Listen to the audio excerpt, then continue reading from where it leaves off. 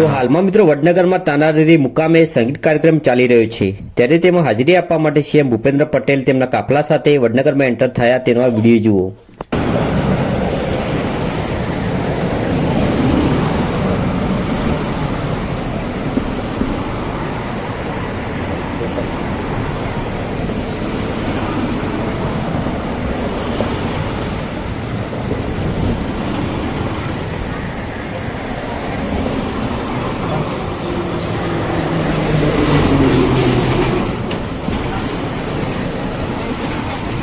બધાય સીધું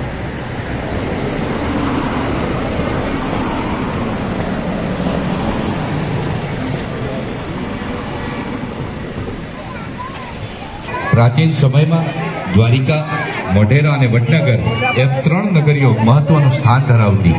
આજે પણ વડનગરની સંગીત પરંપરાની વાત આપણે કરી રહ્યા છીએ.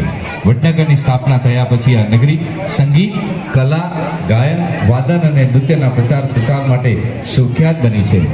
તત્કાલીન મુખ્યમંત્રી શ્રી અને ભારતના યશસ્વી પ્રધાનમંત્રી શ્રી નરેન્દ્રભાઈ મોદી સાહેબે વર્ષ 2003માં તાનારીરી મહોત્સવ 2024નો પ્રારંભ કર્યો હતો.